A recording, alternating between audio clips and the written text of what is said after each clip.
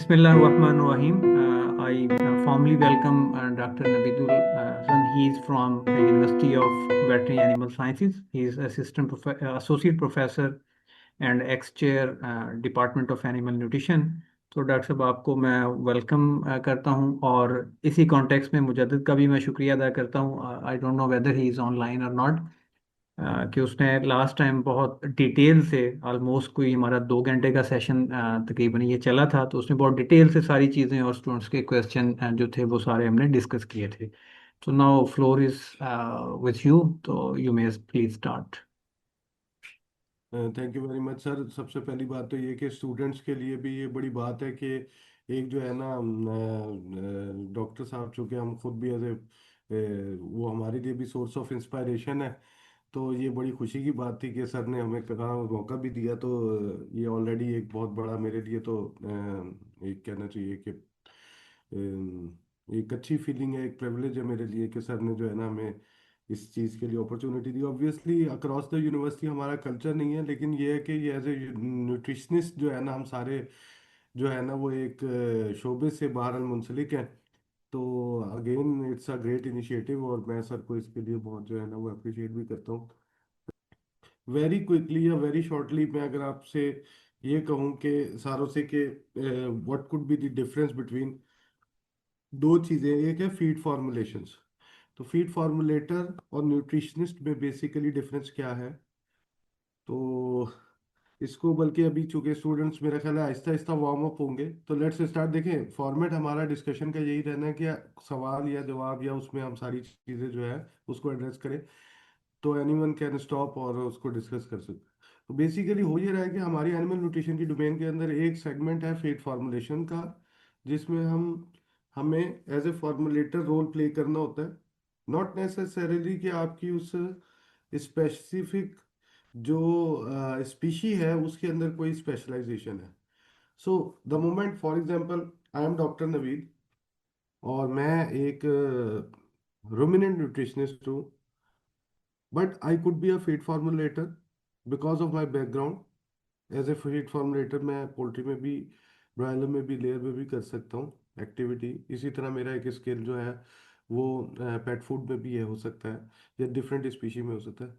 लेकिन as a nutritionist अगर मैं बात करूँगा ना, तो वो sometime it goes to a specific species. As a ruminant nutritionist अगर मैं काम कर रहा हूँ तो मुझे लाइफ स्टॉक में मेजरली मेरी स्पेशलाइजेशन है, और उसमें फ़र्क ये आ जाएगा कि मैं फार्मूलेशंस तो एक सेट स्टैंडर्ड्स के तहत किसी भी शायद स्पीशी की बना सकूं, लेकिन अगर मैं परफॉर्मेंस की साइड के ऊपर देखूं तो एक स्पीशी जो होगी जिसकी मुझे बैकग्राउंड फिजियोलॉजिकल या उसकी एक्सपीरियंसेस होंगे, तो उसकी जो फीड फार्मूलेशन है वो, या उसके अंदर जो मेरा रोल होगा वो एज ए न्यूट्रिशनिस्ट भी होगा। उसमें वेलबींग भी आ जाती है, उसके अंदर जो है बाकी सारे एलिमेंट्स भी आ जाते हैं। तो जो आज मैं आप लोगों को नेसम का या इसका जो एस्पेक्ट थोड़ा सा डिफरेंटली बताऊंगा, वो एज ए न्यूट्रिशनिस्ट भी बताऊंगा, क्योंकि फीड फार्मूलेशन के हवाले से जो मेरी अंडरस्टैंडिंग है, मुजद्दत ने आपको कुछ जो है सॉफ्टवेयर के से हवाले से आइडिया दे दिया है। खोलो, चलिए मैं आपको साथ साथ देखिए ये जो प्रोसेस है ना हमारा नेसम का या किसी भी फीड फार्मूलेशन का related to nutrition, whether it's a feedlot farm या उसके अंदर डेयरी फार्म आ गया, उसके प्रोसेस के ना कुछ बेसिक प्री रिक्विजिट्स हैं, how we do these formulations. अब ये तो नहीं हो सकता ना कि आप अचानक जो है वो किसी सिस्टम में घुसे और उसकी फॉर्मुलेशंस वगैरह करें, तो इसके ना कुछ बेसिक स्टेप्स हैं। Let me elaborate with this basics. So assume करें कि आप लोग ही फार्मर हैं, आप लोगों ने एनिमल रखे हैं, your dairy farm is located somewhere near Rawalpindi. आप जो है ना उस डेयरी फार्म के ऊपर एक सर्टेन एनिमल्स है, let's say Holstein cow is the animal, और उसके अंदर जो है ना आपने मेजर ब्रीड रखी हुई है, आपके पास 50 मिल्किंग एनिमल्स हैं, and then you have another 50 animals जो मिल्किंग नहीं है, जिसमें मे बी 10 एनिमल जो है आपके पास ड्राई हैं या क्लोज में है। कोई 20 एनिमल एक साल की रिप्लेसमेंट हीफर्स हैं जो एक साल से बड़ी हैं, और 20 एनिमल ऐसे हैं जो छोटे एनिमल्स हैं। So you have a dairy farm जिसके अंदर मुख्तलिफ सेक्शंस बने हुए, और उन सेक्शंस के अंदर जो है ना मुख्तलिफ ग्रुप्स ऑफ एनिमल्स हैं। तो जो नॉर्मली प्रोसेस चलता है वो कुछ टारगेट्स के ऊपर चल रहा होता है। टारगेट्स के ऊपर ये चल रहा होता है कि फॉर इंस्टेंस हम लोग जब फीड फॉर्मुलेशंस करते हैं, तो मिल्किंग में तो बड़ा सिंपल है। आप कहते हैं कि जी हमारे पास 40 लीटर का दूध वाला एक फार्म है, मेथड है? आ रही है सर, आ रही। बेहतरीन है। अच्छा, तो आपके पास अब हम let's enter into a dairy farm situation. तो आप वहाँ डेयरी फार्म पे गए हैं, वहाँ आपके पास एनिमल्स हैं, वो मुख्तलिफ कैटेगरीज के एनिमल्स हैं। मैंने आपको वो जो कैटेगरीज बताई हैं उसमें मैंने आपसे कहा कि मेरे पास जो एनिमल्स है उसमें कोई मेरे पास 50 के करीब जो है वो लैक्टेटिंग एनिमल्स हैं। And then I have a dry cow segment. Lactating animals के अलावा मेरे पास एक ड्राई काउ का सेगमेंट है, फिर रिप्लेसमेंट हीफर्स का और यंग काफ का। ठीक है। अच्छा, ये जो रिप्लेसमेंट हीफर है ये 1 ईयर से ऊपर होती है, या आप पीछे भी कह सकते हैं। इसकी डेफिनेशन मुख्तलिफ सिचुएशंस में मुख्तलिफ होती है। मैं टिपिकली मुख्तलिफ सॉफ्टवेयर में स्विच करता रहता हूँ, बट इन प्रिंसिपल जो है ना, young calf is considered as के जी वो जो है ना वीनिंग अभी नहीं हुई हुई उसकी। और रिप्लेसमेंट हीफर से मुराद ये है कि वो 6 मंथ एंड अबव है, 3 मंथ से ऊपर जो वीनिंग का पीरियड है उसके बाद वो प्रोसेस में चल रहा है।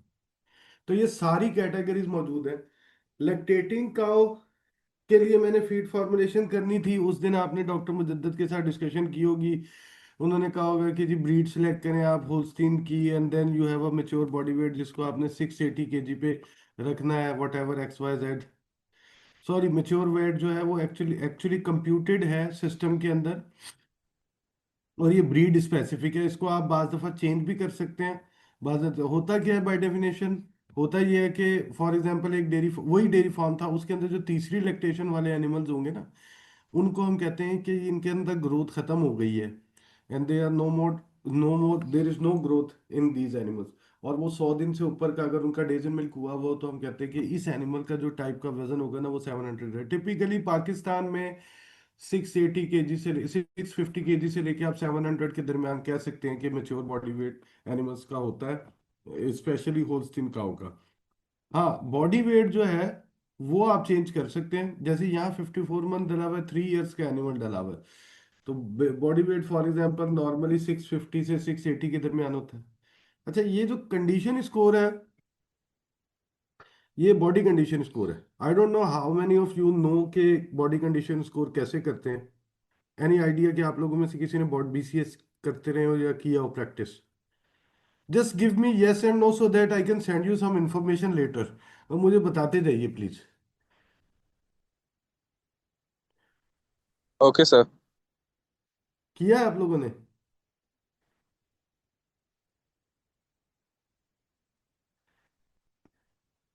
जी सर, हमने यस सर। बीसीएस किए हुए। सो यू नो एग्जैक्टली कि जी 1 से 5 यस तक सर। होता है। हाँ जी, इलेंको का जैसे फॉर एग्जांपल एक स्कोर कार्ड है उसके मुताबिक। अच्छा, जो बॉडी कंडीशन स्कोर है ना, इसकी एक सिग्निफिकेंस है। सिग्निफिकेंस सिर्फ ये है, आप अगर किसी डेयरी फार्म पे जाते हैं ना, you don't have to actually see how much is your, ask the questions के जी how much is your milk production, how much is your you know फलाना चीज, और फीड कैसी चल रही है, न्यूट्रिशन कैसी चल रही है, या इंट्रोड्यूस कराने की जरूरत नहीं पड़ती। अगर आपको BCS करना आता है एंड यू नो एग्जैक्टली कि किस स्टेज पे क्या BCS होना चाहिए, इस चीज को समझिए। रिफ्लेक्शन किसी भी न्यूट्रिशनिस्ट की या किसी भी हर्ड की, सॉरी, की न्यूट्रिशन की या न्यूट्रिशनल स्टेटस की रिफ्लेक्शन आपको एज ए न्यूट्रिशनिस्ट उसकी बॉडी कंडीशन स्कोर में नजर आएगी। फॉर इंस्टेंस, ड्राई काउ का BCS जो है ना, it should not be greater than let's say 3.25, ideally it should be around 3। ठीक है, but let's say it should not be greater than 3.25। Close up cow का भी 3 और 3.25 से एक्सीड ना करो, ये मैक्सिमम है। फ्रेश काउ के अंदर जो बॉडी कंडीशन स्कोर है ये 2.5 से नीचे ना जा रहा हो।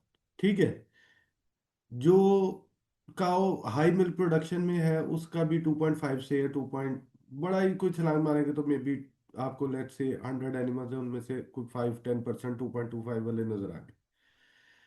ये जो 2.25 वाले है उसके बाद फिर जो आपके पास लेट लैक्टेशन में या मिड लैक्टेशन में है वो अगेन रिवर्स होना शुरू हो जाएगा, वापस रीगेन करना शुरू करेगा एनिमल, एंड इवेंचुअली आप कह सकते हैं कि you should not have cows beyond, at a dairy farm you should not have much cows beyond 3.25, although sometime grouping की वजह से, बाकी सारी चीजों की वजह से, या कोई एनिमल है वो प्रेग्नेंट लेट हुआ उसकी वजह से वो डिले हो जाता है, but it should not exceed 3.5, it should not be below 2.25 और मे बी 2.5। अब इसमें सारी चीज में प्रोसेस क्या समझ में आ रहा कि ड्राई काउ, आप न्यूट्रिशनिस्ट है, आपने उसको आप सबसे ज्यादा दूध किस टाइम पे ले सकते हैं आपके ख्याल में? अगर आपने मिल्क प्रोडक्शन किसी डेयरी फार्म की एज ए क्यूमुलेटिवली बढ़ानी है, what could be the way to improve their milk production? Natural naturally what the जो इंटरवेंशन प्री कार्विंग हुई भी होगी ना बच्चा देने से पहले, उसका जो इम्पैक्ट है लैक्टेशन के ऊपर वो बहुत ज्यादा आना है। ये ट्रांजिशनल, इसको हम कहते हैं ट्रांजिशन हुई है। तो जो आप डाइट्स बना रहे होंगे ड्राई काउ की, क्लोजअप काउ की और फ्रेश काउ की और फिर उसके बाद हाई प्रोड्यूसिंग एनिमल्स की, इस डाइटरी जो ट्रांजिशन होती है ना, इस प्रोसेस में जो आपने डाइट्स बनाई, उन डाइट्स का इम्पैक्ट उसकी पूरी लैक्टेशन के ऊपर आना है। बड़ा इजी है कि आपके पास एक एनिमल आएगा या एक फार्मर आएगा, वो कहेगा मेरी गाय 25 लीटर दूध दे रही है, इसका 30 लीटर दूध लाना है, कैसे लाऊं? नेचुरली आप उसका फार्मूला एग्जामिन करेंगे कितना दूध दे रही है।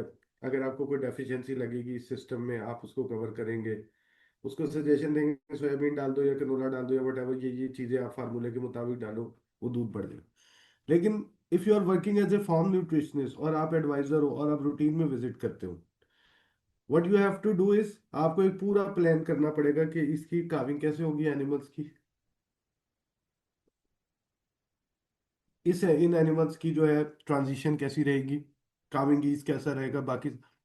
अब ये जितना सारा सिनेरियो है ना, ये बॉडी कंडीशन स्कोर और न्यूट्रिशन और फीडिंग और उसके हिसाब से मैनेज हो रहा हो।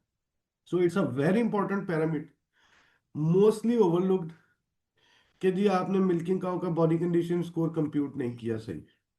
अगर मैं यहाँ 2.5 कंप्यूट कर देता हूँ, अगर आगे जाके आप रिपोर्ट्स पढ़ेंगे, पुराने सिस्टम में तो खैर बहुत ज्यादा थी, आजकल मैं ये वाला नहीं करता, लेकिन days to gain one condition score की एक कंडीशन आ रही होती है बीच में।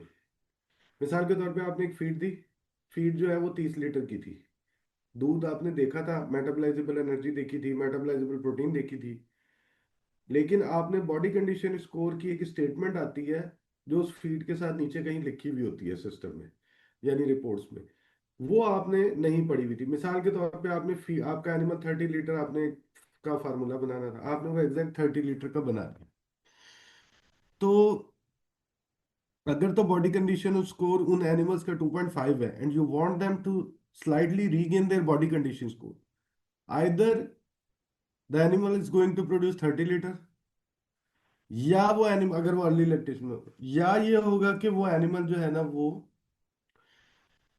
30 लीटर की बजाय 25 लीटर पैदा करेगा, और कुछ अगर वो मिड लैक्टेशन हो जाएगा और कुछ जो है वो रीगेन करना शुरू कर देगा। तो जो एक्स्ट्रा एनर्जी जा रही होगी वो उसकी रीगेन में शायद शुरू हो जाएगी। या वो अगर बिल्कुल ही फ्रेश होगा तो वो 30 लीटर की फीड खा के हो सकता है 37 लीटर दूध दे दे, and the animal is going to decrease their और lose their body condition score, जिसको हम नेगेटिव एनर्जी बैलेंस कहते हैं, जो बिल्कुल नेचुरल होता है और नॉर्मल होता है, लेकिन हम इसको एक सर्टेन पॉइंट पे कंटेन करते हैं। इसकी मैं आपको एक थ्योरेटिकल एग्जांपल देता हूँ। मिसाल के तौर पे आपके एनिमल्स ने काविंग की, आप जिस फॉर्म पे गए थे उधर आपने देखा कि ड्राई काउ जो है ना उसका बॉडी कंडीशन स्कोर है जी 3.25। वो स्कोर करने के बाद जब आप आगे निकले और आपने फ्रेश काउ का स्कोर किया तो वो आ गया 2.75। 3.25 से 2.75 पे जब स्कोर आया तो आपको क्या पता चला कि change in body condition score कितना है? 0.5। थोड़ा सा और आगे गए, आपने एक हाई प्रोड्यूसिंग काउस का ग्रुप देखा, उसका बॉडी कंडीशन स्कोर था 2.25। अब total change in body condition score कितना हुआ? 1। तो ये जो वन कंडीशन स्कोर है, ये वन कंडीशन स्कोर मींस कि तकरीबन एक एनिमल जो है वो डेली का 6 to 7 किलोग्राम्स ऑफ मिल्क के इक्विवेलेंट जो है एनर्जी लूज कर रहा है। और इसको आप कह सकते हैं वन वन कंडीशन स्कोर जो है ना, इसका मतलब है 60 to 70 kilograms of fats, for example body fat. तो इसका मतलब ये है कि वो एनिमल अगर इस कंडीशन में देखें तो 700 केजी का था या 650 केजी का था, तो वो काविंग हुई, काविंग में उसका कुछ लॉस हो गया, कुछ बच्चे का वजन माइनस हो गया, वो 620 पे पहुंच गया, फिर कुछ और लॉस माइनस हुए, करते करते पता चला जी वो 650 केजी का जो प्री काविंग एनिमल था ना, वो आपका पोस्ट काविंग चला गया 550 केजी पे। तकरीबन 100 केजी का उसने बॉडी वेट लॉस किया, जिसमें 30 केजी तो काफ का माइनस हो गया, लेकिन 70 केजी उसने एक्चुअल लॉस किया। सो 70 kg का मतलब उसने वन कंडीशन स्कोर लॉस किया। अगेन ये आपस में एक जैसी चीजें नहीं है। बॉडी वेट का मतलब है बॉडी वेट, उसमें प्रोटीन भी आ जानी है, फैट भी आ जानी है, बाकी सारी। बीसीएस का मतलब है फैट। तो अगर वन कंडीशन स्कोर कम हुआ है तो उसका मतलब ये है कि उसने 70 किलो फैट ही लूज कर दी। वो फैट कहाँ चली जाएगी? वो दूध में चली जाएगी। तो नेचुरली आप देखेंगे कि वो एनिमल जो है उसकी milk production compare to feed intake बहुत ज्यादा होगी, एफिशिएंसी बेहतर हो जाएगी। तो ये जो कंडीशन स्कोर वाली सेगमेंट है ना, जो एनिमल की एंट्रीज आप कर रहे हैं, ये आपने इंतहाई केयरफुली करनी है। जो मेरी आपको इसमें सारी चीज में एडवाइस है, यानी जब आपने कभी भी किसी बंदे के साथ फीड फॉर्मुलेशन करनी है, स्पेशली डेयरी की करनी है, and you want to jump in that business, तो आपने सबसे पहले उसकी एक असेसमेंट करनी है, जिसमें उसने आपकी उसकी ये जितने डब्बे में चीजें लिखी हुई है ना, इन सारों को प्रॉपरली फिल करते जाना। अदरवाइज क्या होगा कि आप बग करेंगे और इवेंचुअली आप इसको कैच नहीं कर सके। देखिए ये सॉफ्टवेयर है। सॉफ्टवेयर का मतलब क्या होता है? कैलकुलेटर है ये एक तरह का। ये आपको डिसीजन मेकिंग के प्रोसेस में हेल्प कर रहा है। ये सिस्टम इटसेल्फ न्यूट्रिशनिस्ट नहीं है। न्यूट्रिशनिस्ट कौन है? आप लोग हैं। आपने डिसाइड करना है what is going to be fed to the animal. Software ने सिर्फ आपको हेल्प करनी है कि whatever you are deciding, इसकी मैथमेटिकल फॉर्म में मैं आपको इसकी असिस्टेंस दे देता हूँ। ये चीज आपने बिल्कुल नहीं भूलनी। बाज दफा ये होता है कि अर्ली स्टेजेस में बंदा जो है ना सॉफ्टवेयर के ऊपर ज्यादा तवज्जो देता है, बिल्कुल देनी चाहिए। लेकिन दूसरी साइड के ऊपर उसकी प्रैक्टिस वाली साइड जो है ना बिल्कुल ऑफ हुई भी होती है। So you have to make yourself clear कि भाई आपने विजिट भी करना है, आपने ऑब्जर्वेशन भी लेनी है, you should be careful in scoring, और उसके बाद आपने उसके अंदर इनपुट्स करनी है। चले मैं इसको आगे करता हूँ।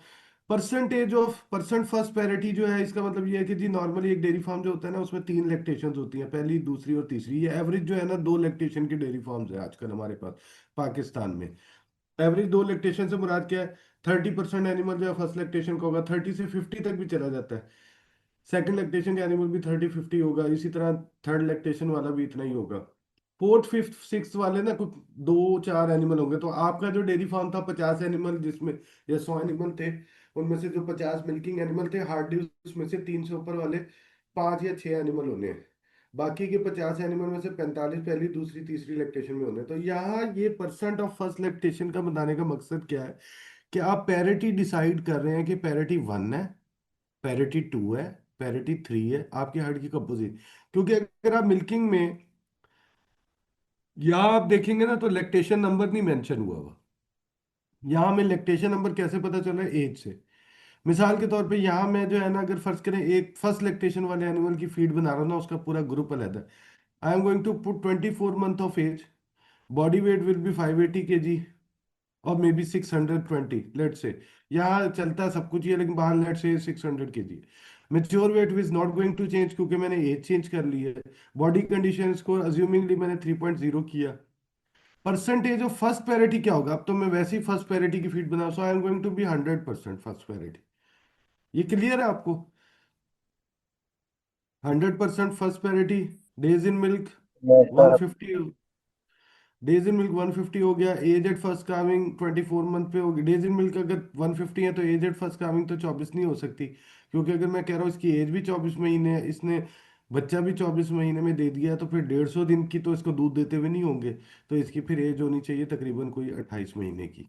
ठीक है, फिर ये बात समझ आती है कि 150 दिन बच्चा। अब मैं आपको ये बता रहा हूँ कि आपको शायद ये फील ना हो कि सिस्टम में पीछे कोई चीजें चेंज हो रही है, लेकिन the moment you are going to feed these things and again, तो आपको ये अंदाजा होना शुरू हो जाएगा कि यार ये तो बड़ा फर्क डाल रहा है। कहाँ फर्क आएगा? ये ड्राई मैटर इनटेक की कैलकुलेशन में फर्क आना शुरू हो जाएगा। सिस्टम आपको ड्राई मैटर इनटेक की कैलकुलेशन करके कम क्वांटिटी बताएगा। ठीक है। इसी तरह days pregnant, it is possible कि 50 डेज प्रेग्नेंट हो पाकिस्तान में, तो 20 दिन भी 20-30 दिन भी प्रेगनेंसी हुई तो तब भी बड़ी बात है। By anyway, I put 0। Temperature जो है, टेम्परेचर में भी बाज़ दफ़ा लोग गलती करते हैं। टेम्परेचर जो है वो इस इधर जो टेम्परेचर है ना, टेम्परेचर का मतलब ये है कि पहली बात तो ये है कि ये इन्वायरमेंटल टेम्परेचर है, ये नॉर्मल टेम्परेचर है, लेकिन ये इस इधर जो है ना, सिर्फ इसका ज़्यादातर इशू जो है ना रिलेटेड टू स्मॉल काफ है। अदरवाइज जो है ना आप इसको रूटीन में ही रखें, वरना अदरवाइज जो है इनटेक्स के और बाकी सारी चीज़ों के इश्यूज आए। So anyway I computed everything. उसमें मैंने आपको सिग्निफिकेंस भी बता दी कि एज की सिग्निफिकेंस क्या कर रही है, बॉडी वेट क्यों जरूरी है, आपने एंटर क्यों करना है। इसी तरह आपने ये जो है परसेंटेज ऑफ फर्स्ट पैरिटी 33% है, मैंने 100% कर दी थी क्योंकि सारी वो कर दिए थे। और डेज प्रेग्नेंट को मैं दोबारा वापस ले जाता हूँ। So anyway, these are the thing जो इंपॉर्टेंट है। और फॉर्म के अंदर भी आपने ये सारे डेटा मोटा मोटा, अगर आपने इंफॉर्मेशन कलेक्ट नहीं की और आप फार्मूला बनाने बैठ गए तो अगेन फिर वही बात आ जाती है। फिर आप एक सेट स्टैंडर्ड के ऊपर फार्मूले हम फिर भी बना लेते हैं बाद में, लेकिन वो आपने एक सेट स्टैंडर्ड के ऊपर फार्मूलेशन की है। आप उसके अंदर खुद नहीं कह सकते कि जी मैं इसके अंदर एज ए न्यूट्रिशनिस्ट भी रोल प्ले कर रहा हूँ। तो वो कॉपी वाला सिस्टम तो चल जाएगा, वो नहीं चलेगा दूसरा जिसके अंदर आपको कोई रिजल्ट आ। प्रोडक्शन थी, इसी तरह प्रोडक्शन में आपने उसका काफ का बर्थ डाल दिया। काफ बर्थ वेट जो है ना अमूमन हम तब डालते हैं जब वो एनिमल के ना डेज प्रेग्नेंट काफी ज्यादा हुए हों। अच्छा, यहाँ देखिए मिल्क प्रोडक्शन ग्रोथ रेट लिखा हुआ है। ग्रोथ रेट कंप्यूट होगा ऑटोमेटिकली अगर एनिमल जो है ना पहली 2 लैक्टेशन में होगा, वरना अदरवाइज आगे नहीं जाएगा। मिल्क प्रोडक्शन जो है इसके अंदर जो है वो आपने 35 किलोग्राम्स डाल दी मैंने। टाइम्स मिल्क 3.0, नॉर्मली लोग 3 टाइम्स मिल्किंग करते हैं। मिल्क कंपोनेंट्स हमारे यहाँ नेस्ले वाले तो या एंग्रो वाले या जो प्रोसेसर्स हैं, सॉरी नाम भी नहीं लेना चाहिए इनका, लेकिन बाहर ये कि प्रोसेसर्स दे प्रेफर कि उनके 13 सॉलिड्स पूरे हों। तो फार्मर भी जो है वो भी यही करता है, तो इसको मैं अनकम्प्यूट कर देता हूँ और पुट 4.20। इसी तरह क्रूड प्रोटीन जो है वो मैं 3.3 करता हूँ। और इसकी ये रोलिंग हार्ड एवरेज जो है ये टिपिकली हम लोग जो है इसको बहुत ज़्यादा नहीं छेड़ते, लेकिन बाहर में मेजरली जो है ये मैंने इसके अंदर चेंजेस किए। अब ये सारी चीज़ें मैं किस बेस पे कर रहा हूँ, मैं फार्मर के पर्सपेक्टिव में कर रहा हूँ और उस पर्सपेक्टिव में कर रहा हूँ कि ये चीज़ें क्या। अच्छा, इस पे अगर मैं राशन देखूं इन सारी चीज़ों के ऊपर, तो राशन में आप लोगों ने रिपोर्ट्स में देखा होगा कि एनुअल बैलेंस चाहिए, मेटाबोलाइजेबल प्रोटीन का बैलेंस चाहिए, इसी तरह एमपी सप्लाईज का बैलेंस चाहिए। यहाँ मैंने एक लोड किया हुआ था, लेट मी चेक वन।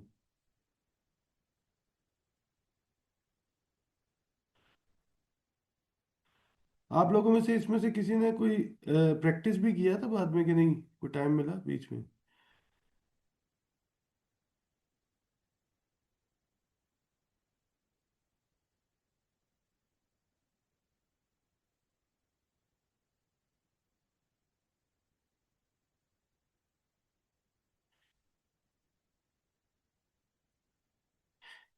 जी, ये स्क्रीन है फॉर इंस्टेंट।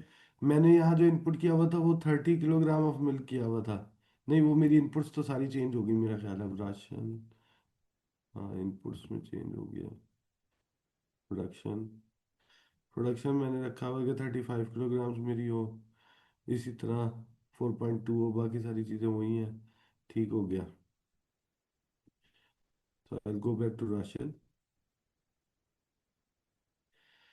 तो यहाँ देखिए मैंने कुछ सिग्निफिकेंट या इंपॉर्टेंट किस्म के वेरिएबल्स लिखे हुए हैं। पहली चीज़ अगर आप देखें ना तो एमपी अलाउेबल मिल्क और एनएल अलाउेबल मिल्क, ये आपको मुजद्दद ने भी बताया होगा कि ये आप सिलेक्ट कर सकते हैं।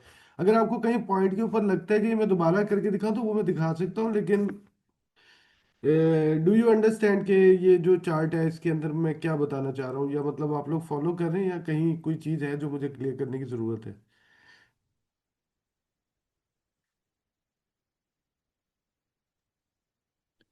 स्टूडेंट्स, आप में से अगर कोई क्वेश्चन है यहाँ पे, अगर किसी चीज़ की अंडरस्टैंडिंग नहीं है या प्रीवियस सेशन में नहीं हुई तो आप अभी पूछ लें।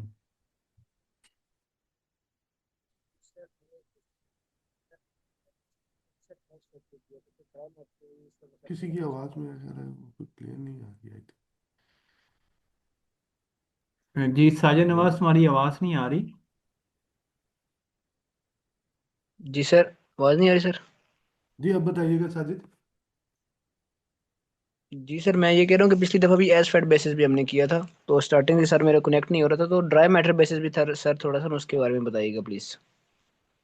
देखिए ये जो सिस्टम है ना सारा का सारा ये एसफर्ट बेसिस पे इसलिए हम चलाते हैं कि फार्मर के एंड के ऊपर ये प्रोडक्ट जो है ना ये एक्चुअल बेसिस पे ही जा रही है। यानी आपने फिजिकली 30 किलो कौन सा एलईजी खिलाया, फिजिकली आपने उसको, सिस्टम उसको कैलकुलेशन बाद में ड्राई मैटर बेसिस पे ही कर रहा है।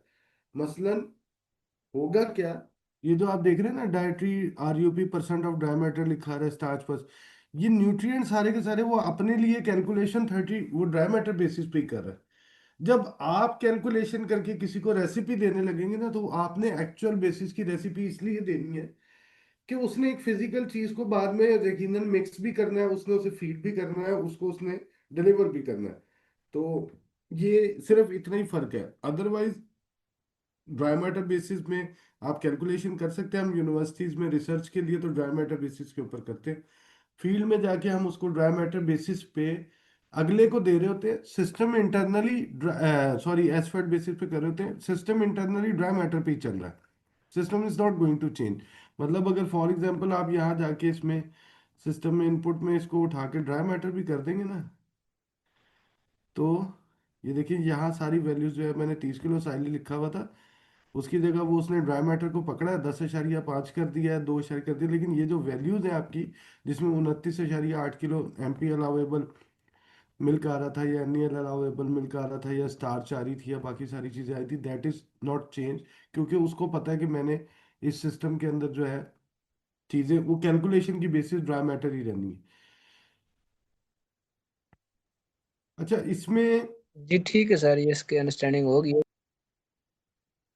इसमें एक चीज़ जो मैंने बतानी थी, वो थी कि मैंने, आपने देखा होगा पीछे 35 किलो वो डाला था, तो मिल्क डाला हुआ था, तो अगर आप देखें ना, तो जो बैलेंस है प्रोटीन का, नेट प्रोटीन का, वो -23.74 आ रहा है। इसी तरह जनाब वो प्रेडिक्टेड मिल्क प्रोडक्शन एवरेज जो दे रहा है ना, वो 34.11 दे रहा है, ये देखिए। तो ये जो मैंने अंदर से वेरिएबल्स निकाले हुए हैं ना, ये मुझे बैलेंस करने में हेल्प करे। फॉर इंस्टेंस मैं यहाँ क्या करता हूँ, सोयाबीन की जगह 2 किलो डाल देता हूँ soybean, and then I will check. तो ये देखिए यहाँ मेरा जो है ना मिल्क प्रोडक्शन कम हो गई, ठीक है, ये 34 से चली गई है 33 पे। मैं इसको इसकी जगह के ऊपर इसे रिफ्रेश करता हूँ, ये फिर दोबारा 34 पे आ गई। अगर मैंने 35 किलो दूध लेना है, तो मैं फिर इसको 3.5 करूंगा मे बी, एंड देन मैं तकरीबन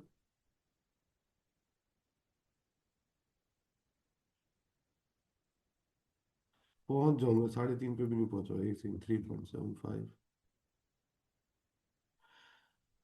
35.5। इसमें अगर देखें तो एनर्जी अलावेबल मिल्क 48 लीटर आ रहा है, प्रोटीन अलावेबल मिल्क 32 आ रहा है, ये समटाइम इसकी एवरेज ले रहा होता है प्रिडिक्टेड मिल्क प्रोडक्शन में। नॉर्मली जब भी आपने फीड बनानी है ना, आपने ये दो वेरिएबल जरूर देखने, मेटाबोलाइजेबल प्रोटीन अलावेबल मिल्क और एनियल allowable milk. One thing, lactating animals में, बल्कि किसी भी एनिमल में, अगर आपने एज ए टिप अगर आप जहन में रखें, तो एनर्जी अलावेबल मिल्क कभी भी एमपी अलावेबल मिल्क से कम नहीं होना चाहिए। ये थ्योरेटिकल बात है, लेकिन इसको समझिए, प्रोटीन को ड्राइव करने के लिए एनर्जी चाहिए। आप प्रोटीन का इस्तेमाल ही नहीं कर सकते रूमिनेंट की स्पीशी में अनलेस के energy unlimiting is not a limiting factor. So जब भी आप डाइट्स बना रहे होंगे, तो आपने ये देखते रहना है कि एनर्जी अलावेबल में किससे ज्यादा हो। बाकी आपने मीन वैल्यू इसकी लेनी है इस सिस्टम पे, कुछ सिस्टम पे हम मेटाबोलाइजेबल प्रोटीन की वैल्यू जो है वो किसी और तरीके से लेते। अच्छा, इसमें कंपोजिशन में अगर मैं बताऊं, स्टार जो है वो 32% आ रही है नॉर्मली। एडवाइजेबल स्टार्च ये होती है कि 27% ऑफ द ड्राई मैटर से ज्यादा, 28% से ज्यादा की स्टार्च ना हो। इसी तरह रूमिनेंट्स, क्योंकि अगर ज्यादा स्टार्च होगी तो एसिडोसिस होगा, एनिमल जो है उसको प्रॉब्लम होगी। इसी तरह फाइबर जो है उसके अंदर एनडीएफ जो है it should not be less than 30 kilograms. यहाँ अगर आप देखें तो यहाँ आपके पास वो 25.5 आ रहा है, विच मीन्स कि I am already low in fibre. अगर मैं इसको चेंज करता जाऊँ, थोड़ा थोड़ा सेट भी करूँ, तो मेरे ख्याल में तो मुझे इसमें रोड ग्रास है 1 kg या 2 kg डालनी चाहिए, and then I should start improving कि जी मैं स्टार्च को भी सीधा करूँ। तो ये देखिए, अब डॉक्टर मेरे साहब, पास, अभी ये टाइम खत्म हो रहा है, तो उसी लिंक से दोबारा जो है ना वो एंट्री कर लेते हैं, यहीं से स्टार्ट हो जाएगा। सर तो ये जो है इसमें फॉर इंस्टेंस जहाँ मैं था कि भी मैंने स्टार्च के लेवल को 27% पे लेके जाना है, कोशिश करनी है again, and India should be slightly higher. तो इसमें मैंने 2 kilogram of Rhodes grass hay add की, जिससे थोड़ा सा डाइटरी एनडीएफ बढ़ गया। Forage NDF 19.96 is pretty fine, ठीक है। ऑल्दो कि आप थोड़ा ज़्यादा भी कर सकते हैं, लेकिन बाज़ दफ़ा यहाँ जो है हमारी कंडीशंस जो है उसके हिसाब से होता है। तो एनीवे इसमें मुझे देखना पड़ेगा कि ये बेसिकली कौन सा है, किस टाइप का मैंने डाला हुआ था। टिपिकल लिखा हुआ है इसका ड्राई मैटर। अब देखें dry matter 35 is not very common. ठीक है, तो आपको यहाँ जाना पड़ेगा एडिट पे, एंड मैं यहाँ जाके इसका ड्राई मैटर जो है इसको मैं कर देता हूँ 27%। ठीक है, इसमें एनडीएफ जो है वो 40 है, इसको भी 45। ये बेस्ड ऑन टेस्ट है और जो एक्सपीरियंस है हमारा over the period of time, हम टिपिकली टेस्ट करते हैं अगेन 8। अच्छा, स्टार जो है वो अगर सर्दियों का कौन साइलेज होगा तो उसमें कम होती है अभी आजकल, लेकिन गर्मियों में जो है वो ज़्यादा होती है। अगेन आई वुड से कि ये 29% से ज़्यादा नहीं होती। ठीक है, एवरेज अगर मैं राउंड द ईयर लूँ। सो आई चेंज दिस। इसी तरह फैट की अगर मैं कंपोजिशन देखूँ तो वो 1.5 से ज़्यादा शायद इसमें नहीं होनी। ऐश के कंटेंट भी कम लिखे हुए हैं, ये 6% होते हैं टिपिकली कौन सा में। और ये बड़ी इंपॉर्टेंट चीज़ है, ऐश का मतलब ये है कि आपने मिट्टी जो है ना कितनी उसके अंदर आई है। हार्वेस्टिंग कर रहे हैं आप, देखें ज़मीन से क्रॉप ले रहे हैं, 3% तो नहीं निकलेगी उसमें से। तो हम लैब टेस्ट करते हैं और हम ये सारी चीज़ें इसके अंदर टिपिकली चेंज करते हैं, और लैब के लिए हम प्रॉपरली सैम्पलिंग करते हैं, उसके बाद फिर उसका एनालिसिस कराते हैं। इसमें न्यूट्रो डाइजेस्टिबिलिटी वगैरह के लिए हमारे पास यूनिवर्सिटी में भी फैसिलिटी है, लेकिन over the period of time हमने उसको इम्प्रूव भी किया है। बहरहाल majorly if I would say जो प्रॉक्सिमेट के बेसिक पैरामीटर है, जिसमें dry matter, CP, NDF, ADF, इसके अलावा आप क्या लें ये क्रूड फैट, और फिर उसके बाद जो है वो ऐश, ये जो मेजरली कंपोनेंट्स हैं, इसको हम लोग कहते हैं कि ये लाजमी आपने ना बड़े रॉ मटेरियल्स में इसको वेरीफाई करना है, वरना अदरवाइज जो है आपकी वो रिजल्ट्स की, जैसे मेरी अभी वैल्यूज़ कितनी आउट हो रही हैं, मैंने तो बेसिकली रखा हुआ था कि जी इससे कर रहा हूँ, लेकिन ये नॉर्मली वैल्यूज जो है वो ठीक नहीं थी। ठीक है, so if I go back again to my screen, मैं इसको रिफ्रेश करता हूँ। अब इसमें प्रॉब्लम क्या नहीं थी, अगर फर्ज करें मैं उसका 35% ही ड्राई मैटर रखता कौन सा का, और ड्राई मैटर एक्चुअली होता है 29, तो जो मैं फार्मूला बना रहा था या मैं वो ओवर फीड कर रहा होता या जो मैं फीड खिला रहा होता, वो जल्दी खत्म हो जानी थी क्योंकि ड्राई मैटर ही कम होना था। तो अब अगर आप देखें यहाँ, तो यहाँ क्या सिचुएशन आ रही है, यहाँ ये सिचुएशन आ रही है जनाब कि मेरे पास स्टार जो है वो 28 पे आ गई है। मेरे पास जो है आई एम क्लोज ऑब्वियसली, इसमें कॉर्न ग्रेन की स्टार भी मैं देख रहा था आप लोगों से सेशन करने से पहले, वो इतनी कैलिब्रेटेड नहीं थी। बट एनीवे ये जो है स्टार्च की प्रोडक्शन जो है वो भी इसी तरह नाइट्री, एनडीएफ की, एमई की, ये सारी वैल्यू। इसमें जो इंपॉर्टेंट चीज़ है वो यही है, अगेन फिर वो ये आ जाती है कि मैंने प्रिडिक्टेड मिल्क प्रोडक्शन कितनी लेनी है। तो अगर फर्ज करें मैंने थ्योरेटिकली मैंने देखा कि मैं गया और मैंने फार्म पे विजिट किया, मैंने 35 लीटर दूध की फार्मूला बनाना था, तो I am just close to that formula. Again इसके अंदर मुझे ये देखना पड़ेगा कि जो है मैं जो फॉर्मुलेशन कर रहा हूँ उसके अंदर कोई लिमिटेशन है या कोई चीज़ तो नहीं ऐसी जो रिस्ट्रिक्ट करे एनिमल को production. But as far as जो मैंने कंडीशंस मेट की थी, मिड लैक्टेशन का एनिमल हो, 150 डेज इन मिल्क के ऊपर हो, बॉडी कंडीशन ये हो, इतना बॉडी वेट हो, अगर मैं उसे फीड डालता हूँ I am pretty much confident कि उसके अंदर जो है यही रिजल्ट। अच्छा, इसमें कुछ एडिटिव्स या सप्लीमेंट्स या कुछ आरयूपी और आरडीपी की चीज़ें भी देख लेते हैं। सो वन थिंग आपने देखा होगा, एक तो ये एमपी अलाउेबल मिल्क है और एनएल अलाउेबल मिल्क है। एमपी अलाउेबल मिल्क से मुराद यही है कि जी मेटाबोलाइजेबल प्रोटीन जो इस फीड से जा रही है उससे कितना दूध पैदा होगा, वो 33.74 है, और एनर्जी से कितना होगा 48.97। अच्छा, ये जो मॉडल है ये एनर्जी अलाउेबल मिल्क की ओवर एस्टिमेशंस कर रहा होता है।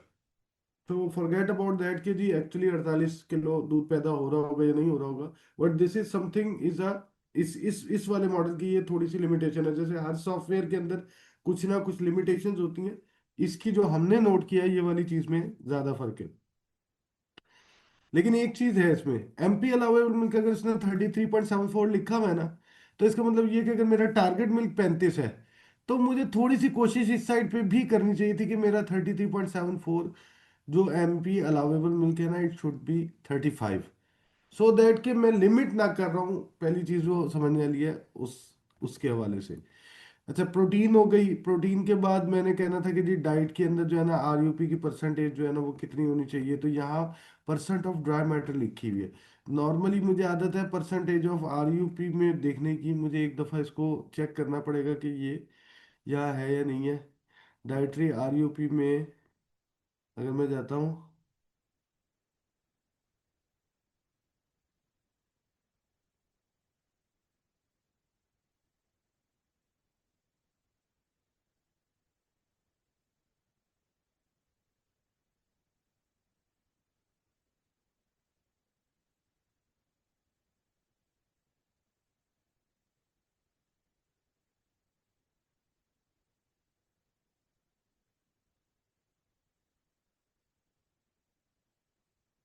आरडीपी बैलेंस तो पहले ही है इसमें। नहीं, इसमें उन्होंने ना ये वाली ऑप्शन नहीं रखी हुई कि मैं आरयूपी का बैलेंस यहीं से देख सकूं अपनी स्क्रीन में। I have to go back to report. But ideally just for you guys, आप लोगों ने सिर्फ अगर इसको देखना हो तो आपके लिए बेहतर ये है कि आप इसके अंदर dietary RUP percentage of CP की वैल्यू देखें, और वो it should be between 35% to 40%। तो उसके ऊपर जो है वो ज़्यादा रिजल्ट आता है। चलिए,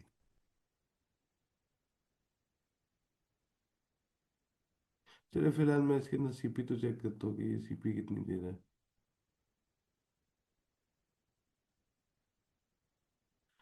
सो मेरी डाइट की 16% सीपी है, स्टार 28% है, values with in the range. इसमें एनडीएफ भी ठीक है। और कौन सी इन्फॉर्मेशन है? अच्छा, आरडीपी बैलेंस अगर आप देखें तो 774.74 ग्राम पर डे आ रहा है, यानी थोड़ा सा मैं एक्चुअली में पॉजिटिव हुआ आरडीपी में। अगर मैं इसके अंदर फीड के अंदर सोयाबीन की जगह के ऊपर, ये सोयाबीन की वजह से शायद पॉजिटिव चल रहा है, अगर मैं इसकी जगह कैनोला ही डाल देता खाली, तो लेट्स सी इसके अंदर क्या बैलेंस आता। तो ये देखिए थोड़ा सा ये नेगेटिव होना शुरू हो गया है। नेगेटिव नहीं हुआ एक्चुअली, ये कम हो गया बैलेंस। ठीक है। अगर मैं इसके अंदर, यानी डिफरेंट इंग्रेडिएंट के हिसाब से मेरा आरडीपी बैलेंस जो है एनिमल का चेंज होता जा रहा है। इसी तरह फिर इसके अंदर कुछ और इंग्रेडिएंट्स हैं जो आरडीपी बैलेंस को कम या ज्यादा कर सकते हैं या आरयूपी बढ़ा सकते हैं, जैसे कॉर्न ग्लूटन मील है, वो अगर आप ऐड करेंगे तो आप चेक करेंगे तो आरयूपी की जो वैल्यू है वो ग्राम पर उसमें ज्यादा आना शुरू हो जाएगी परसेंटेज में। Wheat brain is a fine. अच्छा, वाइटामिन मिनरल्स। तो पहली जो चीज है वो, ये जो सिनेरियो है इसमें वो बैलेंस का था। बैलेंस में मैंने आपको बता दिया कि इंपॉर्टेंट चीजें क्या है देखने वाली, एनडीएफ है, एडीएफ। इसकी गाइडलाइन आपको ना तकरीबन हर जगह मिल जाएगी कि कितनी मैक्सिमम लिमिट होनी चाहिए किसी भी डाइट के अंदर किस चीज की। तो नॉर्मली जैसे मैंने आपको बताया कि सिर्फ डेयरी के अंदर स्टार्च, एनडीएफ, दो चीजें ऐसी हैं क्योंकि फाइबर से इसका इंपॉर्टेंट है रिलेशनशिप एसिडोसिस का और इनटेक के साथ। तो ये दो चीजें ऐसी हैं जिसको आपने मैनेज करना होता है। बाकी जितनी चीजें हैं वो डिपेंडिंग अपॉन इंग्रेडिएंट। जैसे फॉर एग्जांपल आपने कैनोले की जगह रेप सीड यूज करना शुरू कर दिया। अब रेप सीड की नेचुरल कैरेक्टरिस्टिक्स है कि वो कड़वा होता है। तो ऐसे जो इंग्रेडिएंट्स हैं जो उनकी इनहेरेंट कैरेक्टरिस्टिक्स हैं, वो आप थोड़े बहुत अगर उसके ऊपर एक दफ़ा डालने से पहले रिव्यू कर लेंगे। जैसे मैं अगर अपने फार्म पे या किसी जगह के ऊपर फीड करने से पहले अगर मुझे नहीं पता कोई नया इंग्रेडिएंट कर रहा हूँ, तो उसको मैं अगर रिव्यू कर लेता हूँ कि इसके अंदर लिमिटिंग फैक्टर कौन कौन से हैं और इसकी वजह से इसका इंक्लूजन या इनटेक के ऊपर कोई इफेक्ट आ सकता है, तो वो सारी चीज़ें मैं फिर उसी हिसाब से उसको मैनेज करता हूँ। अच्छा, इसमें ये एक स्कीम है, आपने ये सॉफ्टवेयर यूज करना शुरू किया था। एक मैंने आपको सॉफ्टवेयर दिया था beef cattle nutrient requirement model का, BCNRM। उसके ऊपर किसी ने नजर मारी कि क्या चीज है, देखा किसी ने?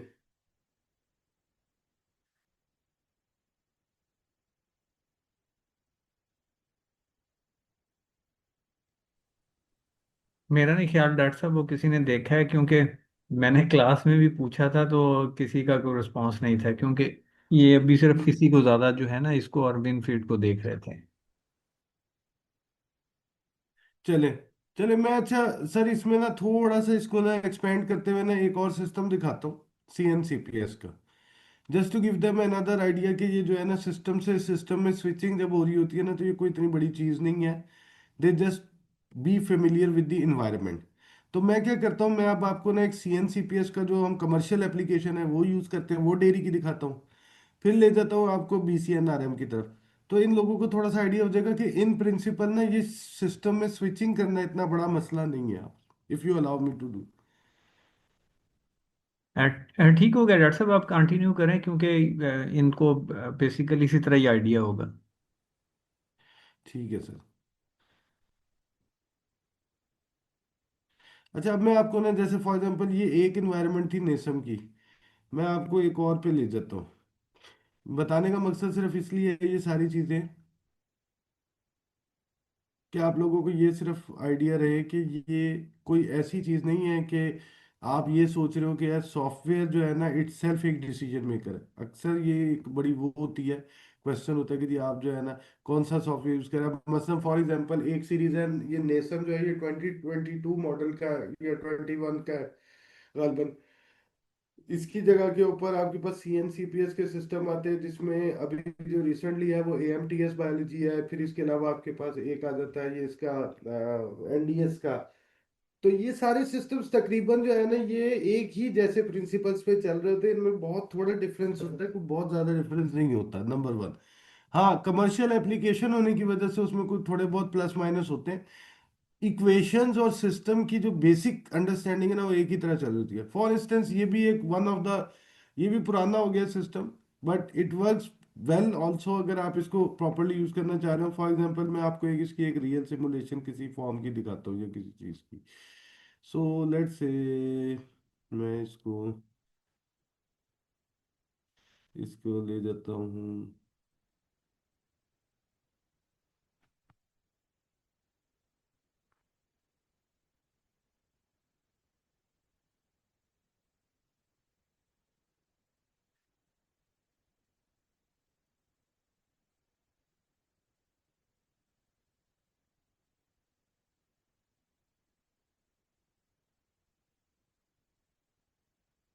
पुरानी डाइट्स हो गई।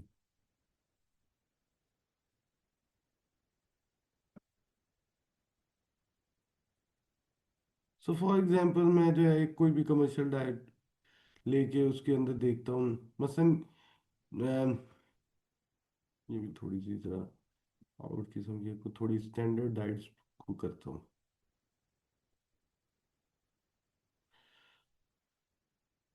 सो फॉर इंस्टेंट जो है ये एक डाइट है जो इस वक्त कमर्शियली किसी फॉर्म पे चल रही होगी। तो अगर आप इसको देखें तो इसके अंदर जो है ना मैंने कौन सा ऐड किया हुआ है, वेट स्ट्रॉ डाला हुआ है 2.8 kg, ये मैंने मैनुअली चेंज किया हुआ है। मेरे पास एक ड्राई मैटर इनटेक की वैल्यू आ रही है जी, ये रिक्वायरमेंट 22.8 है। इसी तरह मेरी जो फीड से जा रहा है 22.9 है। सोयाबीन मील डाला हुआ है, कॉर्न ग्लूटन 60 डाला हुआ है, राइस पॉलिश डाला हुआ है।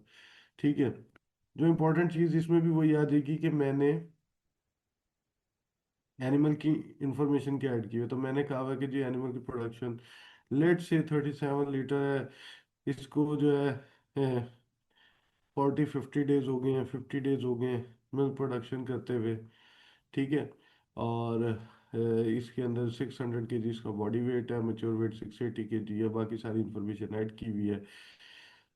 सो ये जो मैंने इंफॉर्मेशन ऐड की हुई है इसको मैंने बैलेंस करने के लिए उस एनिमल की फीड के अंदर मुख्तलिफ चेंजेस किए। मतलब स्टार्च का मैंने टारगेट रखा हुआ था 27% है, NDF 29% आ रहा है इसमें, फिजिकली इफेक्टिव NDF 24% है। So the ingredient I have is corn gluten, ये वो मोलेसिस है। अब मैं यहाँ अगर इसके देखूँ ना इसकी प्रोफाइल्स में, तो सबसे ज़्यादा इंपॉर्टेंट चीज़ मेरी प्रोफाइल। फॉर एग्जांपल उस वक्त साइलेज में हमारे पास जो मॉइस्चर स्टार्च थी वो लो स्टार्च वाला साइलेज था, एंड वी नो दैट। तो हमने इसकी स्टार्च का लेवल जो है वो उसी हिसाब से जो हमारे पास एक्चुअल स्टार्च आई थी 22% आई हुई थी, हमने उसको ऐड किया हुआ है। इसके अंदर मैंने बायोपास फैट डाली हुई है जो as a source of fatty acid use होती है। ठीक है, और ये प्रोडक्ट मिलती है। और इसके अंदर अगर आप देखें तो इसके अंदर मुख्तलिफ कंपोजिशंस होती हैं, जैसे फॉर एग्जांपल ईथर एक्सट्रैक्ट 99% हम ऐड कर रहे हैं। और इसके अंदर जो है C16 जो है वो 76% है। सो डिपेंडिंग अपॉन ये 80 पे भी जाता है, ये टिपिकली 99 पे 90 पे भी जाता है, बाज दफ़ा 98 पे भी चला जाता है। तो डिपेंडिंग अपॉन प्रोडक्ट हम उसके अंदर उसकी कंपोजिशन भी अंदर चेंज करते हैं। इसी तरह सोडियम बाइकार्बोनेट है, मोलेसिस है, जिसकी कंपोजिशन देख रहे होते हैं। मोलेसिस में मैं देखूंगा टिपिकली कि इसके अंदर जो है इसकी शुगर्स के लेवल्स क्या हैं, या जो है बाकी सारी इसी इसी तरह सोडियम बाइकार्बोनेट है, उसके अंदर मिनरल्स की कंसंट्रेशन आ जाएगी। हम इसको बाज़ दफ़ा चेक भी करते हैं, टाइट्रेशन करते हैं या किसी एसिड के साथ जो है ना उसको चेक कर लेते हैं वाटर में डिसॉल्व करके। मिनरल के प्रीमिक्सेस हैं, उसकी उसकी कुछ स्पेसिफिकेशंस लिखी हुई हैं। Calcium carbonate as a limestone हम यूज़ करते हैं। टॉक्सिन बाइंडर यूज़ करते हैं, इनऑर्गेनिक टॉक्सिन बाइंडर होता है क्ले बेस्ड बेंटोनाइट। तो ये जो है ये हम बाज़ दफ़ा 50 ग्राम 30 ग्राम 40 ग्राम यूज़ करते हैं। सॉल्ट है वो भी 30-50 ग्राम होता है। इसी तरह यूरिया की एक डोज है जो 50 है। अगेन इट डिपेंड्स कि आपकी डाइट के बैलेंस क्या है। इसी तरह कार्बोनेट्स हैं, डिफरेंट मैग्नीशियम कार्बोनेट वगैरह, ऑर्गेनिक माइकोटॉक्सिन बाइंडर हो गया। ये भी बड़ी मशहूर जैसे कंपनीज हैं जो कर रही हैं। डाइकैल्शियम फॉस्फेट, इसी तरह मिथाइनिन मैग्नीशियम ऑक्साइड है, मिथाइनिन प्रोटेक्टर, मिथाइनिन का बैलेंस। फॉर इंस्टेंट मिथाइनिल लाइसिन की यहाँ थोड़ी सी हमने इसकी की हुई है बैलेंसिंग के, ये द रेशियो शुड बी 3:1। अच्छा ये अगेन सिस्टम टू सिस्टम मुख्तलिफ है। मसलन अब जो नए सिस्टम्स हैं उनके अंदर आप इसको डिपेंडिंग अपॉन जो है रेशियोज करते हैं। इसी तरह यीस्ट जो है वो एज पर रिकमेंडेड डोज है। विटामिन ई की थोड़ी, चूंकि बाज दफ़ा हमारे पास इश्यूज होते हैं तो हम विटामिन डी ई की थोड़ी सी कंसंट्रेशन ज़्यादा रखते हैं। रोमेंसिन ऐड किया हुआ है इसमें as an ionophore. So these are the things. और इसके ऊपर मैंने बैलेंस अगेन उसी तरह क्रिएट किया हुआ है। कोई बहुत ज़्यादा इसको आप अभी रॉकेट साइंस नहीं कह सकते कि जी एम ई अलाउेबल मिल्क जो है वो 37 है, एम पी अलाउेबल मिल्क भी इसमें वो है। मिसाल के तौर पे मैंने अगर इसके अंदर 5 किलोग्राम कर दिया है कॉर्न को, तो आप देखिए तो ये दोनों जो है मेटाबोलाइजेबल एनर्जी और मेटाबोलाइजेबल प्रोटीन अलाउड मिल्क जो है वो गिर के मेरा 5 लीटर कम हो गया है। मैं इस कॉर्न को दोबारा बढ़ा देता हूँ, ये बेहतर हो जाएगा। इसी तरह मैंने सोयाबीन 5 डाली हुई है, इट कुड बी 3 अगेन। और इसके साथ मैं जो है कैनोला भी ऐड कर सकता हूँ। Let me see where is canola, क्योंकि आजकल जो है कैनोला थोड़ा महंगा हुआ हुआ है तो हम लोग उसको ज़्यादा प्रेफर नहीं करते। बट लेट से कैनोला अगर मैं 2 kg ऐड करूँ तो मेरा टारगेट अचीव नहीं हो रहा। I have to increase that to let say 2.75।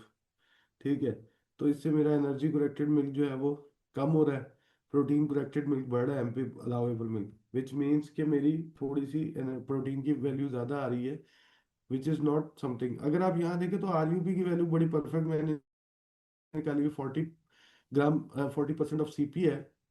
और उसकी बुनियादी वजह ये इंक्लूजन ऑफ कॉर्न ग्लूटेन 60 है। द मोमेंट कॉर्न ग्लूटेन 60 को मैं कम कर दूंगा ये और गिर जाएगी। फिर अगर मैं कैनोला भी निकाल देता हूँ ये और गिर जाएगी। इसकी जगह मैं खाली सोया भरना शुरू कर देता हूँ वो दूध लेने के लिए। ठीक है, मैं 6 किलो कर देता हूँ तो ये इंक्रीज नहीं हो रही। अब भी मुझे ज़रूरत पड़ रही है कि मुझे जो है ना कुछ जो है ना वो ग्लूटेन डालनी पड़नी है। So with this I have to add certain level. तो बेहतर यही होता है कि आप इसके अंदर मतलब जो डिफरेंट प्रोटीन के करेक्टरिस्टिक्स हैं उसके हिसाब से इसको चेंज करते जाते हैं। अगेन ये इसके अंदर चेंजेस होते हैं। बताने का मकसद ये है कि हमारे पास जो आउटपुट्स आ रही थी ना, जैसे उस सिस्टम में रिपोर्ट्स आ रही थी इसमें भी उसी तरह आ रही। कन्वीनियंस का सिस्टम के अंदर एनवायरनमेंट का फर्क होता है। आपने सिर्फ ये करना है, ये जो दिखाने का मकसद है कि रिलक्टेंस नहीं शो करनी कि आपको जनाब जो है ना वो इशू आ रहा है, सॉफ्टवेयर नहीं समझ आ रहा। देर इज नथिंग जो है ना डिफिकल्ट। उसके अंदर आपने जो है इसके अंदर आपने जो है ना वो मुख्तलिफ इन्वायरमेंट के अंदर चीज़ें जो है वो चेंज करती जानी।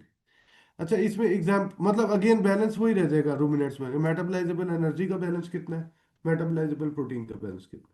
अमाइनो एसिड की हर स्पीशी के हिसाब से हर किसी के हिसाब से रिक्वायरमेंट्स का कोई डिफरेंस आ सकता है। फैट्स की रिक्वायरमेंट्स प्रोडक्ट के हिसाब से चेंज हो सकती है, बट इन्वायरमेंट वही रहनी है। इसमें मैं एक चीज़ और आपको थोड़ी सी ऐड कर देता हूँ। For example beef cattle nutrient requirement model, feed lot का या फैटनिंग का आजकल काफ़ी बिजनेस होता है, तो उसकी भी मैं थोड़ी सी आपको एक उसमें दिखा देता हूँ।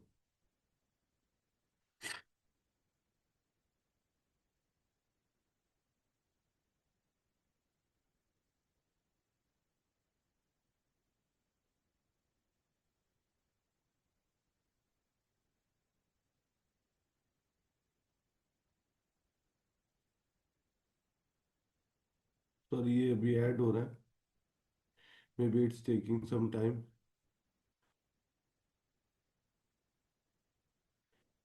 तो चले तब तक आप लोग थोड़ा बहुत तो कुछ बताएं कि आप लोगों को जो है ये न्यूट्रिशन का लगता कैसा है सब्जेक्ट, एज ए सब्जेक्ट कुछ आइडिया तो दें कि कोई समझ भी आ रही है, कोई एज ए कैरियर कैसा लगता है, फायदा है नहीं है, any update you want to share.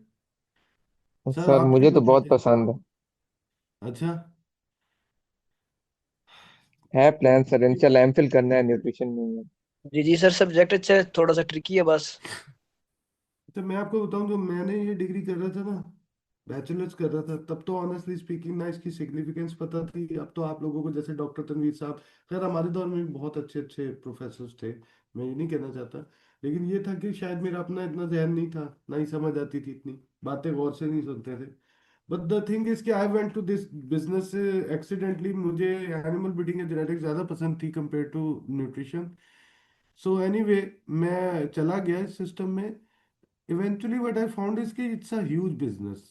तो अगर आप लोग इस काम में घुसते हैं, आई एम श्योर कि आपको 5-10 साल के बाद जो है ना इसका पेबैक मिलना शुरू हो जाएगा। तो one thing that I would strongly recommend is के instead of going directly into masters, बेहतर ये होता है कि आप लोग जो है ना इसको वो जो है ना उसमें करें इसको, 1 साल जॉब करके या कोई एक्सपीरियंस लेके उसके बाद फिर आए, वो ज़्यादा बेहतर है।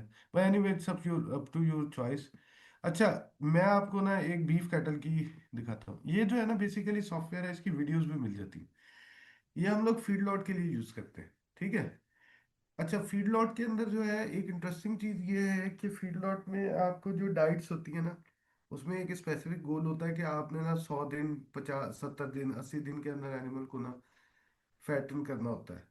So it's just like broiler, कि आपने एनिमल को एंटर किया, जब आप एंटर करते हैं तो उस वक्त हम एक स्टार्टर फीड दे देते हैं, जिसके अंदर जो है ना एनर्जी थोड़ी सी कम होती है, प्रोटीन स्लाइटली हायर होती है, और as the time passes very quickly हम 20-20 दिन के बाद उसको एक हाई स्टार डाइट की तरफ लेके जाना शुरू कर देते हैं, या हाई एनर्जी की तरफ। लेकिन मैं जो आपको चीज दिखाना चाह रहा हूँ वो इंपॉर्टेंट है, आप इस सिस्टम को समझ लीजिएगा, बड़ा सिंपल है वैसे, इतना कोई मसला नहीं है।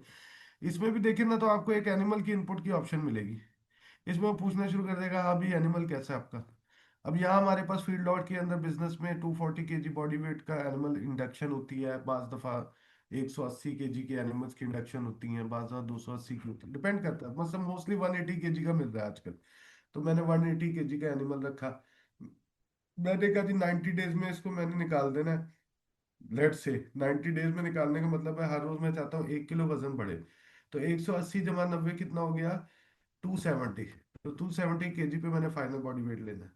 अच्छा, उसके बाद मेच्योर बॉडी वेट उस एनिमल का, अगर वो साहिवाल या क्रॉस टाइप का एनिमल है तो 550 kg से ज्यादा का इसका मेच्योर बॉडी वेट नहीं होगा जनरली ब्रीड का, क्योंकि ये मीडियम टाइप की ब्रीड है। अच्छा, ब्रीड टाइप में अगर आप देखें ना तो dual purpose Bos indicus boss Taurus तीनों आती हैं। अब डिपेंड करता है, अगर मैं डुअल पर्पस रखता हूँ तब भी ठीक है, ये डिफरेंस ऑफ ओपिनियन है। अगर मैं कहता हूँ कि जी ये बॉस इंडिकस है तब भी ठीक है। इसमें मैंने फॉर एग्जांपल जो है ना साहिल ब्रीड भी रखी हुई है कि जी साहिवाल की साहिल की ब्रीड है, होस्टिंग की ब्रीड 15 नंबर है, मैंने उसकी सारी तसल्ली से सेटिंग की है। कैसे की है, क्योंकि मेरे पास एक फीड लॉट के फार्म को मैं एडवाइस कर रहा हूँ फॉर एग्जांपल, तो मुझे पता है कि उसके पास क्या आना है या दूसरे के पास क्या है। तो you have to see that and you have to take your time to fill that inputs. Inputs are important and then you can have a significant और सेफ आउटपुट। मैंने यहाँ इनपुट कर ली, उसके अंदर मैंने सारी चीजें डाल दी, क्या क्या करना था उसके अंदर, ये हॉट कारकस वगैरह, ये वो कुछ चीजें तो ऐसी है, सीधी सी बात है, वो मैं भी उसको कोई बहुत ज्यादा नहीं करता। मसलन ग्रेडिंग का जो सिस्टम है ये बाहर के लिए होता है, हमें अभी तक किसी ने कहा नहीं है कि आप स्पेसिफिक ग्रेड के ऊपर निकाल के दें, ना हमारी ब्रीड में से वो स्पेसिफिक ग्रेड निकल रहे होते। But again it's a question of market, कल को कोई कहता तो हम इसको भी पढ़ना या करना शुरू कर देते हैं। So I wait into putting animal information. फिर मैं गया फीड्स पे। फीड्स में जाके मैंने जनाब जी जो है ना अपने इंग्रेडिएंट्स को सिलेक्ट किया, जो कि यहाँ से मैं एक बॉक्स खोलूंगा और वहां से मेरे पास मुख्तलिफ इंग्रेडिएंट आना शुरू हो जाएंगे, जिनको मैं लोड कर लेता हूँ। I am not going to explain you कि आपने इसे कैसे लोड करना है, क्या करना है, वो आप तुक्के भी मारते जाएंगे ना, कुछ दिनों में आपको समझ आ जाएगी लोड कैसे होता है। So again principle is same, कि आपने इंग्रेडिएंट लोड किए। इंग्रेडिएंट लोड करने के बाद आप एक होम स्क्रीन पे उसकी कंपोजिशन भी चेंज कर सकते हैं, आप जैसे यहाँ कर रहे हैं, सारी चीजें वैसी ही हैं। द थिंग इज कि आपने जब ये सारा कुछ कर लिया, आपने एक डाइट एंटर करनी है, और डाइट एंटर करनी है विद द टारगेट कि आपने कितना वजन लेना था, 90 kg, कितने दिनों में, 90 डेज में। तो अब मैं यहाँ क्या करूँगा, मैं इसमें बॉक्स ऑटो के ऊपर बना हुआ है कि मेटाबॉलाइजेबल एनर्जी का गेन कितना होना चाहिए, प्रोटीन का कितना होना चाहिए। मैंने वेट एंटर कर दिया था, अब मैंने सिर्फ इस फीड को सीधा करना है, सो दैट कि my MP and ME allowable milk should not be below 1 kilogram.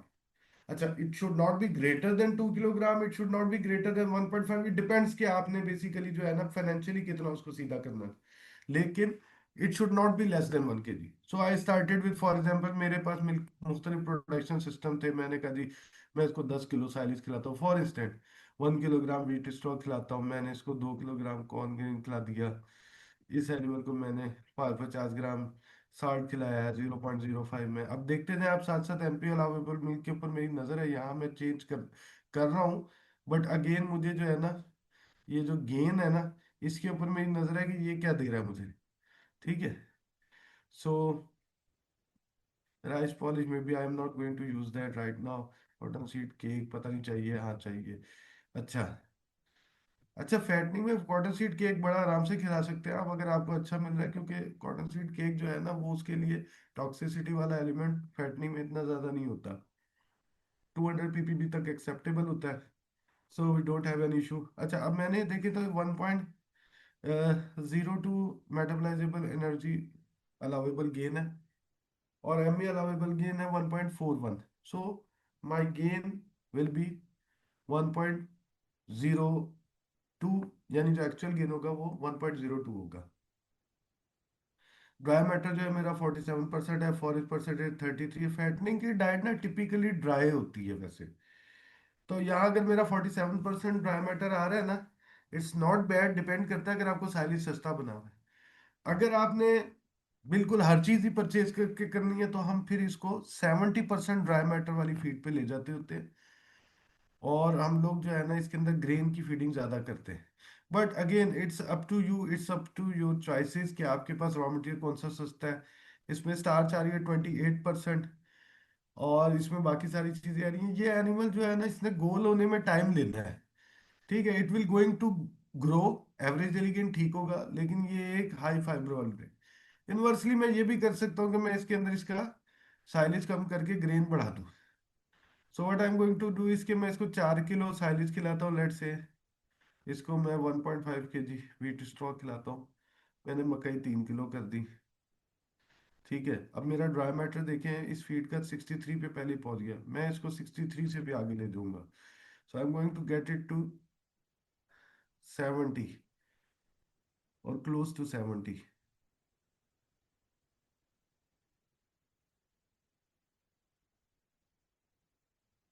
So my dry matter जो है इस फीड का, वो 70 पे चला गया। इसमें अगर मैं देखता हूँ तो स्टार्च में 29% पे आ गई है, स्लाइटली बेटर है।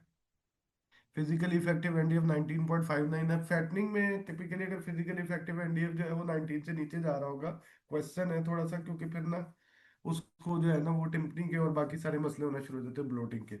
तो हम लोग, बल्कि हमारे पास जब फील्ड में केसेस आते हैं ना फीड के ऊपर, तो हम लोग स्पेशली ना इस फाइबर वाले एलिमेंट को जरूर चेक करते हैं। इसी तरह जैसे सर्दियों में हम फाइबर बढ़ा देते हैं, जस्ट टू मेक श्योर कि जो है ना उसका इस तरह की चीज में कोई लिमिटेशन ना हो।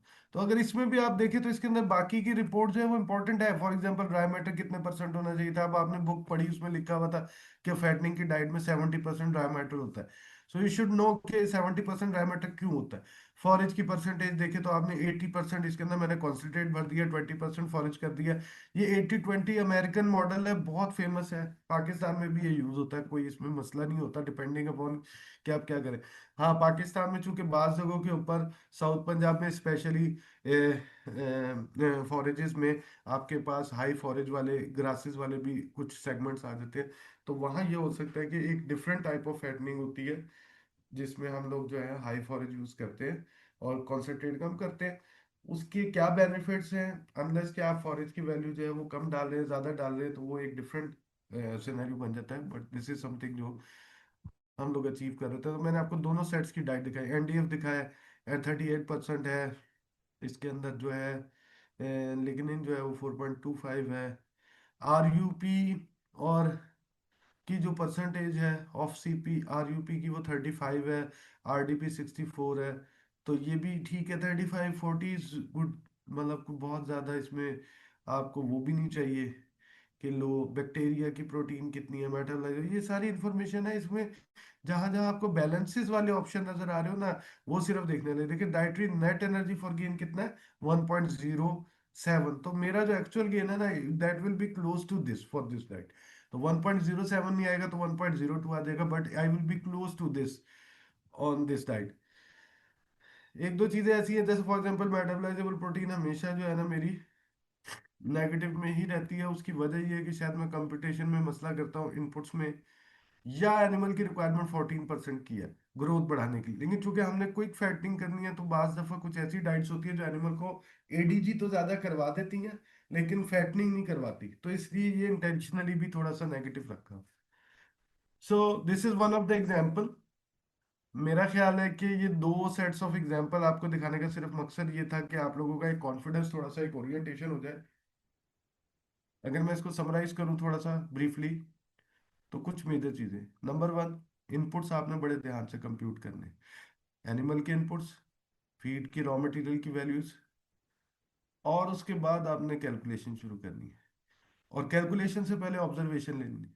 फॉर एग्जांपल मिल्किंग में या डेयरी एनिमल्स में, डेयरी फार्म पे बॉडी कंडीशन स्कोर कितना है, बॉडी वेट्स कैसे हैं हीफरो के, बाकी सारी चीजें। अगर आपने वो इंफॉर्मेशन नहीं कलेक्ट की हुई and you are just formulating the feed, तो आप जो है ना कहीं एरर है।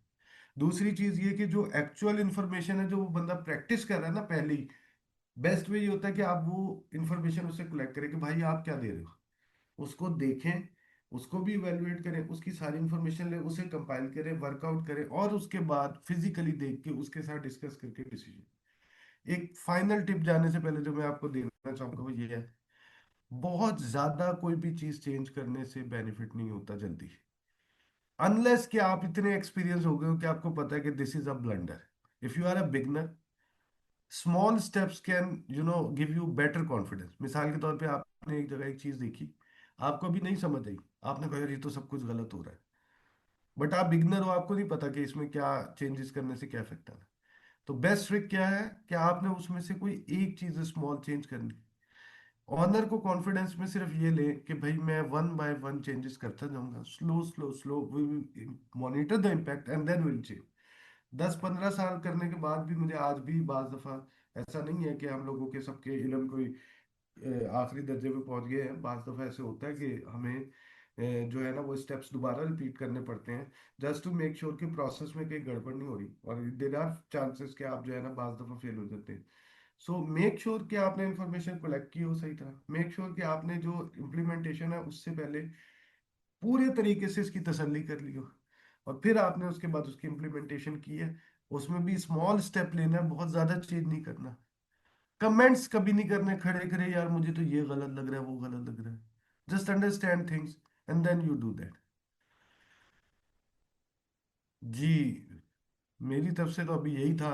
मेरा ख्याल है अगर आप लोगों के क्वेश्चन आंसर है, मेरे पास टाइम है, I can give you answer. If you are happy के जी ये काफी है, वो भी आपकी मर्जी है।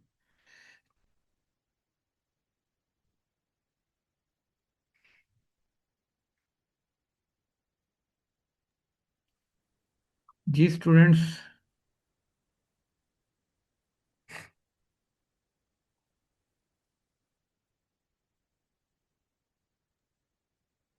डॉक्टर साहब इससे तो यही लग रहा है कि स्टूडेंट या तो सो गए हैं या इनको वाकई समझ आ गई है। कोई मसला नहीं सर जी। ये बेसिकली जो प्रोसेस है ना, इसमें हमारा भी चूंकि ओवरऑल एक्सपीरियंस यही रहा है कि जो है ना ये आहिस्ता आहिस्ता होता है, कोई मसला नहीं है, लेकिन दे हैव एन आइडिया। मैं खुद भी, आपको शायद याद होगा भी, आपको याद है वो एक प्रोफेसर MNM इब्राहिम होते थे। जी जी बिल्कुल, एनआरसी में रहे थे काफी टाइम।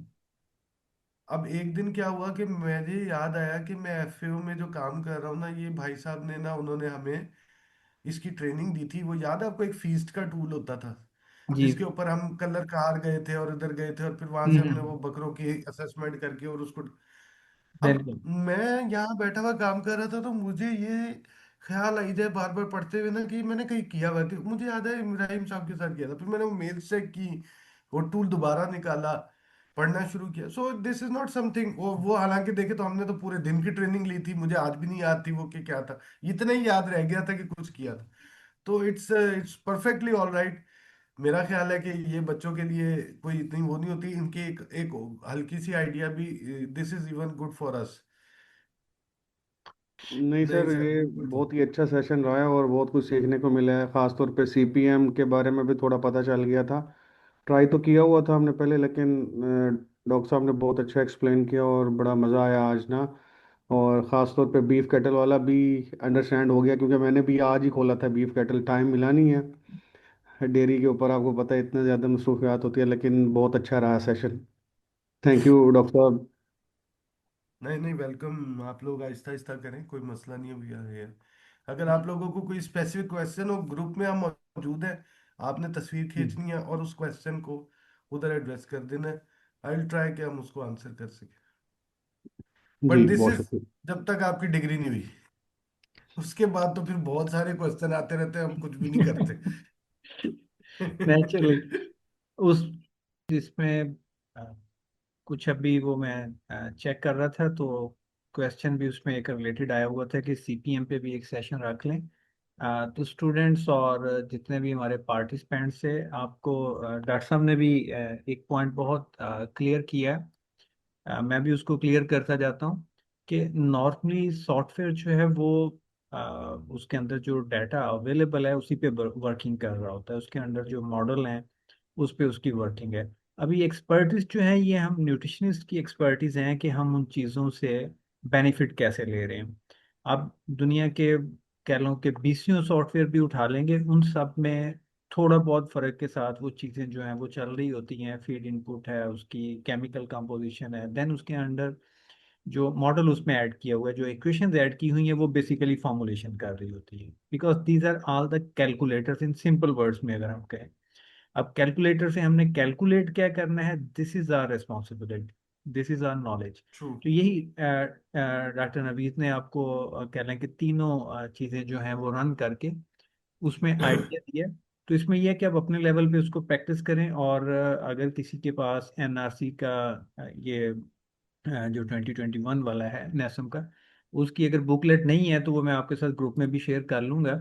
उसमें आप उसको स्टडी करें। जब आप स्टडी करेंगे तो उसके साथ आप सॉफ्टवेयर को रन करेंगे तो आपको बहुत सारी चीज़ों का आइडिया हो जाएगा। और उसके बाद सेकंड जो न्यूट्रिशन में सबसे इम्पॉर्टेंट चीज़ है वो आपका पर्सनल एक्सपीरियंस है, जो आप गेन करते हैं थ्रू योर कह लें कि जिसको हम ट्रायल एंड एरर मेथड कहते हैं, कि आप बार बार प्रैक्टिस करते हैं और फिर जहाँ पे आपकी कोई मिस्टेक होती है उसको ऑब्जर्व करके उसको सॉर्ट आउट करने की कोशिश करते हैं। और हम लोग मौजूद हैं, कहीं पे आपका प्रॉब्लम आए, जिस तरह डॉक्टर साहब ने अभी आपको कहा कि कहीं पे भी आपका कोई प्रॉब्लम आता है तो you can get an idea. और last but not the least, कि जब तक आप स्टूडेंट्स होते हैं तो हम आपकी हर चीज़ का जवाब दे रहे होते हैं, but when you are out तो फिर हमारे पास एक स्टूडेंट की और लाइन आ चुकी होती है, हम उनको ज़्यादा टाइम दे सकते हैं, आपके लिए टाइम निकालना मुश्किल हो जाता है। तो इन्हीं वर्ड्स के साथ मैं अगेन डॉक्टर साहब आपको बहुत शुक्रिया अदा करता हूँ कि आपका, क्योंकि बहुत बिजी स्केड्यूल चल रहा था, तो मेरा भी वो वाला सिलसिला थोड़ा सा शुरू हुआ है, तो अब मैं भी शायद अगले वीक्स में जो है वो काफ़ी बिजी हो जाऊँ। तो इसमें मेरी अपनी भी कुछ कह लें कुछ चीज़ें ऐसी थी कि मैं ज़्यादातर पोल्ट्री पे क्योंकि करता रहा हूँ, तो अपनी एक लर्निंग भी हुई है। और स्टूडेंट्स को पिछले कई सालों से कह लें डेयरी वाला करवा भी रहा हूँ।